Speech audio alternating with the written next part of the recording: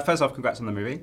Thank you. Clara is a really resourceful, really intelligent woman. I just wondered whether it was those qualities or whether there were any other qualities that you saw in her when you first read the script. Definitely those qualities. Throughout the audition process, I was given details and I was kind of like piecing it all together. And so kind of after, with a new audition, it was a new part of Clara that I kind of unlocked and was adding in. And so when I completed the audition process and I booked it and I read the script and I saw how her curiosity really drives her and that she's incredibly determined. She finds herself in this world, and even though people are like, oh, no, you can't face Mother Ginger, she's too scary, she's like, no, I can do it. I got this. And I really admire that she has that mindset that she, even though sometimes she could be afraid, she knows that she has to do the right thing and so that she will fight to do it. Yeah, just to kind of set the scene for me. I mean, you get the call from Disney to say, we're making a Nutcracker movie, we want you to be involved. I mean, what was your kind of immediate reaction to that? I can imagine it was quite something. As a classical dancer, as a professional ballerina, like that's not really something that we aim for or that we expect will happen, like being at a film, especially a Disney film. So it was a bit shocking, like, oh my God, like I grew up watching Disney films and like they have been a part of my life in so many stages that have like brought me like support and joy. And so it was kind of like, but wait, what are we doing? And then like, knowing it was the Nutcracker and being asked, to be the representation of ballet within this film, it was just like, it just made complete sense. Like if I can find the time and we can find an opening, I'm there. Yeah. So it happened, and it's just amazing that, I could be a part of the telling of a story that means so much to me and means so much to the ballet world, and to be representing ballet within it as a Black woman too. Yeah, the Nutcracker is such a legendary piece and legendary performance. I mean, for you, what was it about this project and this kind of take that Disney were doing that kind of interested you when they first approached you? Yes. So I heard about this project 2017, February, in Los Angeles. And when I met the Disney guys, when they talk about the whole story and the way music is going to present it, I was so overwhelmed because, sometimes in a film business, the music is good, but it's more like a background stuff, and in many movie soundtrack we all know, some worked, some, something just kind of throwing out something, right? But this one, the way I heard, it's like, it's such an important part of the film. It will be the music, and plus it's Tchaikovsky, combined with James Newton Howard, Hollywood. So in a way, the idea really has such an attraction. And then I learned that Gustavo Dudamel and Misty Copeland, they're in, and I'm like, oh my God, this is such a dream, the dream team with the Philharmonia Orchestra. So I said, I have to be in. This is a lifetime great moment to introducing Tchaikovsky music, classical music, into much bigger audience. Yeah. And I'm so overwhelmed that this is like the biggest movie of this year's holiday season. I think this is going to be the biggest blockbuster film. So with such a highly recommended classical music parts, I mean, great, can't be better. Right. You've been involved in some big movies before. Obviously, Twilight and Interstellar itself is a big movie, but this is an enormous movie and obviously a Disney movie. I mean, did those movies kind of help you prepare for going onto a set that was lots of green screen and lots of kind of physical things that was quite, very, very big?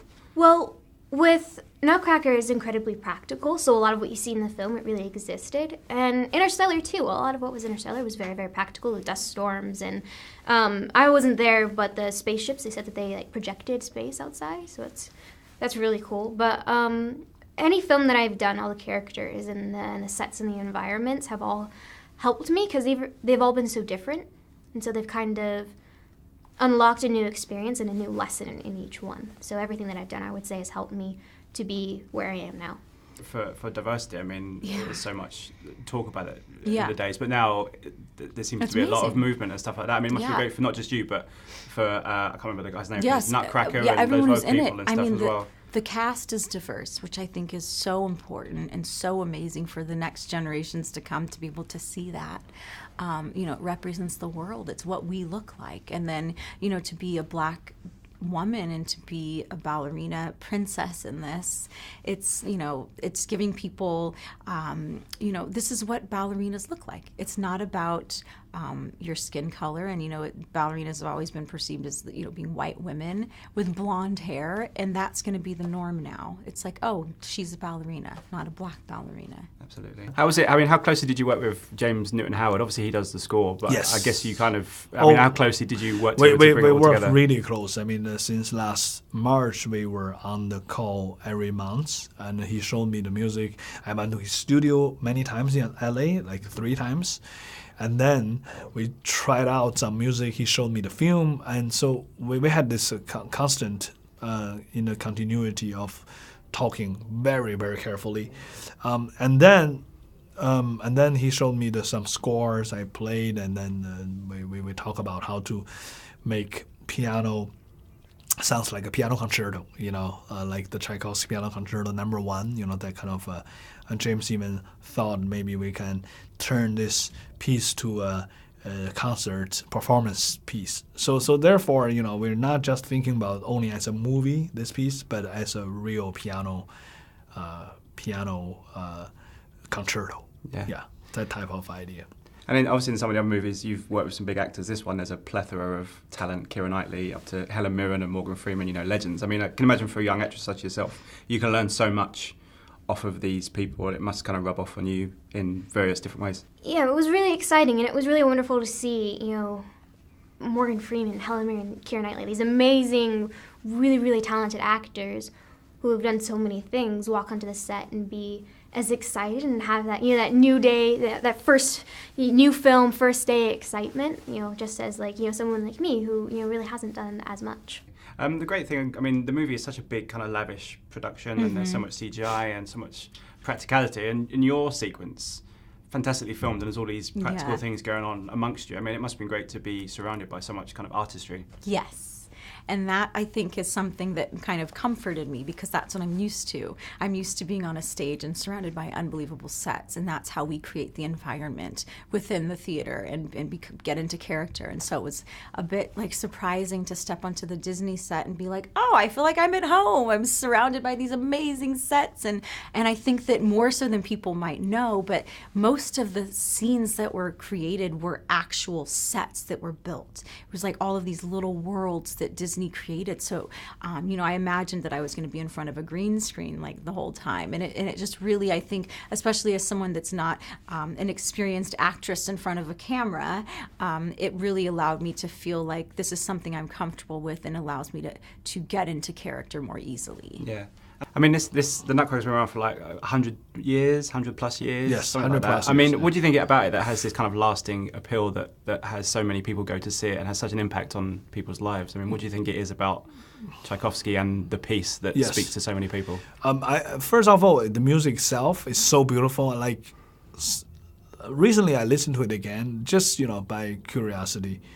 And it's so beautiful, I mean, even though we all know those music so much, I mean, there's some music, some elements that we hear every day, basically, somewhere, in the radio or in a train station, you kind of, know the melody, And so, but it's so beautiful. It's every time you hear it, it's like a new composition. Because the story of Nutcracker is so good for Christmas, for holidays. So therefore, it's a combination of a great work, great story.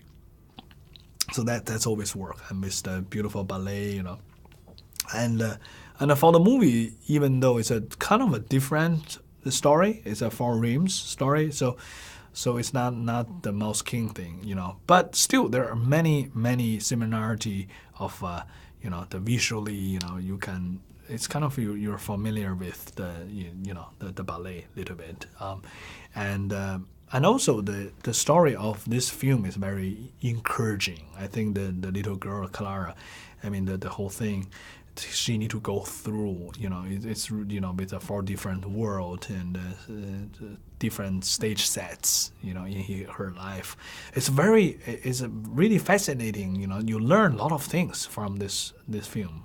Yeah, and we try to bring that in every corner in the music making. Yeah, I mean, it is obviously a big kind of Disney movie, but it has all the elements that people will know, and for audiences that perhaps don't know too much about it, for younger audiences, I mean, it's a great kind of way to go into it. Yeah, absolutely. Yeah, I mean, I think not just for this story, but for ballet. For maybe people that have never wanted to go to the ballet, thought they weren't interested, or felt like they didn't belong, in these theaters that can seem so intimidating, that we can bring ballet to people in their homes one day and on their TV and on the big screen. And I think that's such a beautiful way of introducing ballet to everyone. You've got a huge following, social media and everything else. Is there a particular character that people speak to you about if you stop in the street? I can imagine it's sometimes the Twilight CGI baby, whatever, and then obviously the Murph, screaming Murph in it. I mean, what's the most? Is it those things that people kind of speak to you the most about?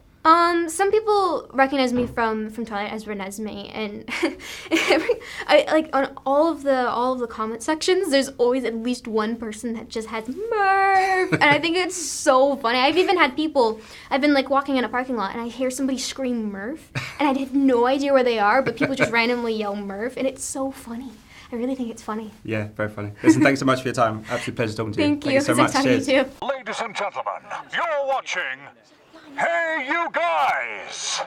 Hey You Guys, huh? Hey You Guys. Is that from the Goonies? It is indeed, yes. Nice. Hey You